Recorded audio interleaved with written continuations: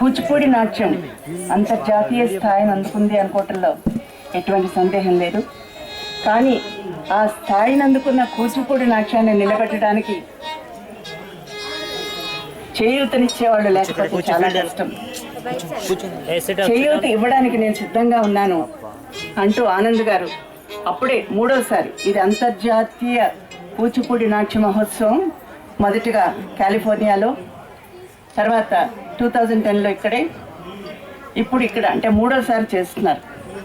ఎక్కడో అమెరికా నుంచి వచ్చి మన తెలుగువారి మీద మమకారంతో, కూచిపూడి నాట్యం మీద మమకారంతో, కళాకారుల మీద మమకారంతో, కూచిపూడి నాట్యాన్ని నిలబెట్టాలనే తాపత్రయంతో ఆయన చేస్తున్నారు. ఇక్కడుండి మనమందరం కూడా కళాకారులు, కళాభిమానులు అందరూ కూడా మనం సహకారం అందించే అవకాశం మనకి ఇవ్వటం అనేది, అంటే ఇంత మెగా ఈవెంట్లో ఒక పాల్గొనడం అనేది మన అదృష్టంగా భావించాలి. మనందరం కూడా వారికి హృదయపూర్వక కృతజ్ఞతలు తెలుపుకున్నాం.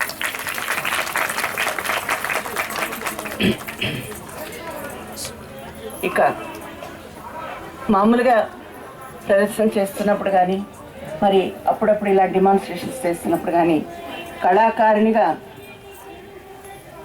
డిస్ట్రాక్ట్ అవుతుంది. కళాకారిణిగా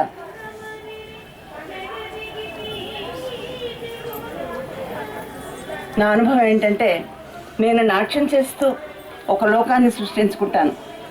ఆ లోకంలోకి మిమ్మల్ని లాగడానికి నేను ప్రయత్నిస్తూ ఉంటాను. అది సఫలీకృతం అయినప్పుడు నా ఆనందం మాటల్లో చెప్పలేండి. ఈ రోజున నా ఆనందం ముందే ఎక్కువైంది. ఎందుకంటే ఇక్కడున్న వాళ్ళందరూ కూడా మామూలుగా వచ్చే కళాభిమానులతో పాటు చక్కగా నాట్యం నేర్చుకుంటున్న విద్యార్థులు, నాట్యం నేర్పుతున్న గురువులు, అద్భుతమైన నృత్య నాటకాలు అందిస్తున్న గురువులు, ఇంతమంది కళాభిమానులు ఇంతమంది సమక్షంలో చేయటం, అందుకే నా ఆనందం రెట్టింపు అవుతోంది.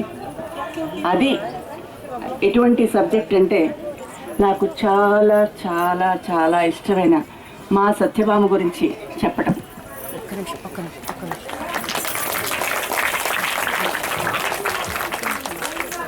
ఇప్పటికీ దగ్గర 30 సంవత్సరాలుగా ఈ పాత్రని నేను ధరిస్తూనే ఉన్నాను.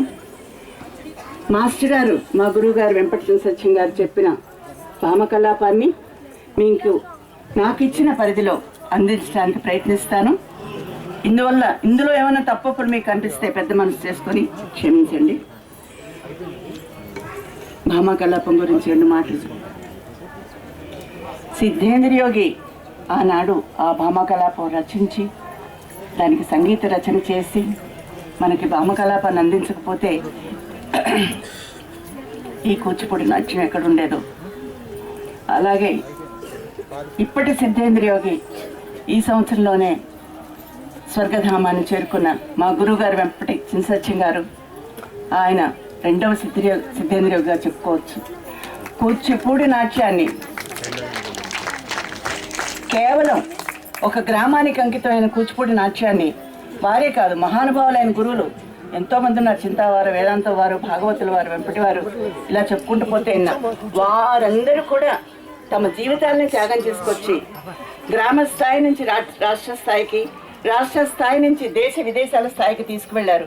వారు ఆ రోజు జీవితాలను త్యాగం చేయకపోతే మేము మీ ముందు ఉండే అర్హత మాకు లేదు, అవకాశం లేదు. ముందుగా వారందరికీ కూడా నమోకాలు అర్పిస్తున్నాను.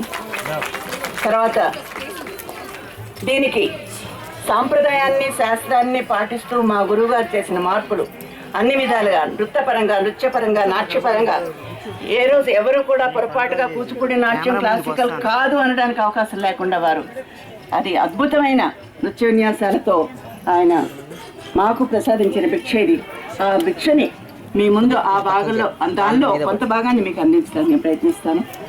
ఇక భామకలాపం ఏంటంటే, సిద్ధేంద్ర యోగి ఆయన యొక్క గారావు పుత్రిక సత్యభామ. ఇక్కడ సిద్ధేంద్ర యోగి ఆయన నేనేదో రాస్తున్నాను, నేనేదో చేస్తున్నాను అనుకోలే, సత్యభామలో తను ఊహించుకున్నాడు. ఇక్కడ సత్యభామ కృష్ణుల సమాగమం అనేది ఇది మామూలు ఒక దీన్ని ఒక ప్రేమో లేకపోతే బంధం అలాంటి మాటలన్నిటికీ కూడా అతీతమైనది. ఒక జీవాత్మ, ఇక్కడ జీవాత్మ సిద్ధేంద్ర యోగి, పరమాత్మ కృష్ణుడు. సత్యభామ జీవాత్మ, పరమాత్మ కృష్ణుడు. అలాగే నర్తకి నాట్యం చేస్తున్నప్పుడు తనని జీవాత్మగా అనుకుంటుంది. ఆ కృష్ణుల్లో ఆ ఐక్యం పొందడానికి ప్రయత్నిస్తుంది. అందువల్ల ఈ భామాకలాపం ఒక భామాకలాపంగా కాకుండా జీవాత్మ పరమాత్మల సంయోగంగా మనం తీసుకోవాలి. ఇక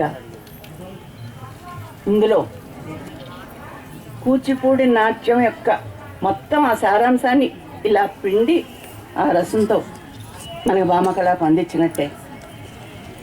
దరువులు, కందార్థాలు, ద్విపదలు, సంభాషణలు ఏవైతే కూచిపూడి నాట్యం యొక్క ముఖ్యమైన లక్షణాలని చెప్పుకుంటున్నామో అవన్నీ కూడా ఇందులో ఉన్నాయి. దాంతోపాటు అష్టవిధి నాయకులు, సత్యభామలో మరి మనం అష్టవిధి నాయకులు చూస్తాం. స్వాధీన పత్రిక, వాసిక సజ్జిక, కలహాంతరిత, ఖండిత, ఇలా ప్రోషిత పత్రిక, అష్టవిధి నాయకుల్ని మనం విరహోత్కంఠిత, ఇవన్నీ కూడా చూడగలుగుతాం. దగ్గర నవరసాలు అన్నీ లేకపోయినా చాలా ముఖ్యమైన నవరసాల్లో ముఖ్యమైనవి మనం సత్యభామలో చూడగలుగుతాం. మరి ఇది ఒక అలంకార శాస్త్రం. దీన్ని ఇన్ని రూపొందించి ఒక భామకలాపంగా మనం ఈరోజు ఇదివరకట్లో మొదట్లో అప్పట్లో 5 గంటలు ప్రదర్శించేవారు. తర్వాత తగ్గి మా గురువుగారి దగ్గరికి వచ్చేటప్పటికి 2 గంటలు అయింది. కానీ ఇలా డిమాన్స్ట్రేషన్గా వచ్చేటప్పటికి 1 గంట లేకపోతే 45 నిమిషాలు అని చెప్పడం వల్ల కొంచెం కష్టమైనప్పటికీ కూడా నేను ప్రయత్నిస్తాను. మొదటగా అంటే మనకి ఎక్కువ సమయం లేదు కనుక ముఖ్యమైన వీటిలో ఉన్న ముఖ్యమైన అంశాల గురించి చర్చించుకుందాం. మొదటగా భామ. మొట్టమొదటి మేమేం చేస్తూ ఉంటామంటే ఒక తెర లాంటిది అటు ఇటు 2 నర్తకీమణులు పట్టుకొస్తారు. సత్యభామ జడ దాని మీద అలా ఉంటుందన్నమాట. వెనకాల సత్యభామ వస్తుంది. వచ్చిన తర్వాత అంటే మా గురువు గారు చెప్పింది నేను చెప్తున్నాను. సత్యభామ ఈ 6 పాద భేదాలు, ఉద్గట్టతం, సమ ఇవన్నీ కూడా ఆ తెర వెనుక నుంచి చేస్తూ ఉంటుంది. మనకి ఆ పాదాలు మాత్రమే కనిపిస్తూ ఉంటాయి అన్నమాట. ఇద్దరు తెర పట్టుకొని నిల్చొని ఉంటారు.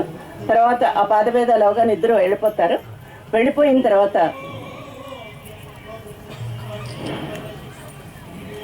తర్వాత సత్యభామ ప్రవేశం అది.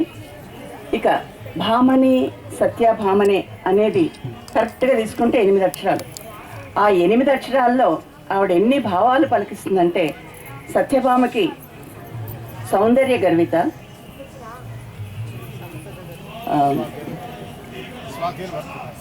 సౌందర్య గర్విత, సంపద, ఐశ్వర్య గర్విత, స్వాధీన పతిక, విరహోత్కంఠిత ఇన్ని ఉన్నాయి. అంటే ఆవిడకి ఏంటంటే తను చాలా అందగత్తెనన్న విషయం తనకు తెలుసు. అది మనసులో పెట్టకుండా ఆవిడ బయటకు చెప్తుంది. అలాగే 8 అక్షరాల్లో ఎన్ని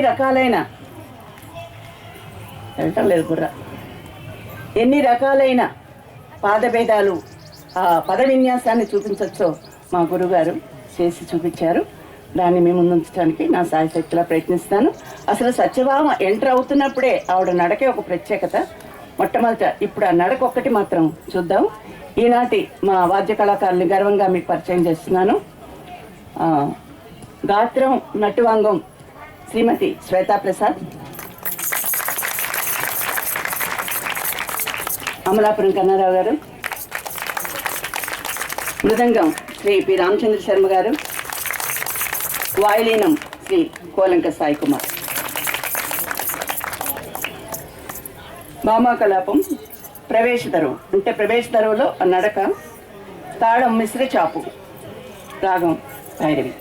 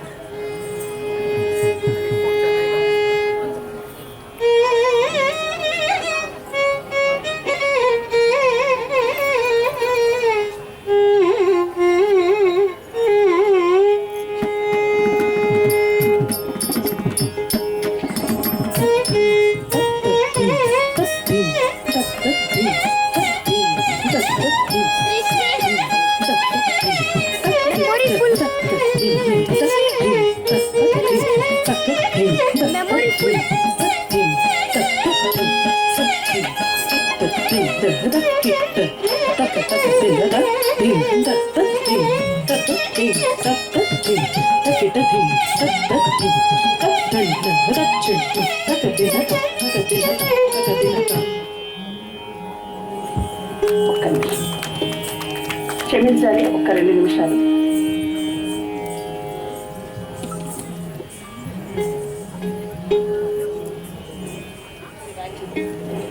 ఇది చాలా లూజ్గా ఉందండి. శ్రీలు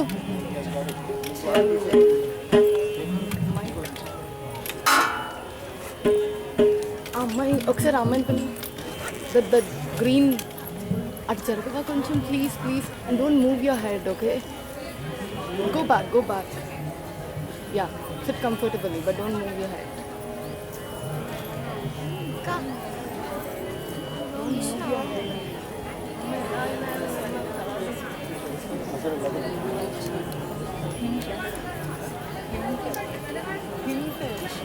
కంపల్సరీ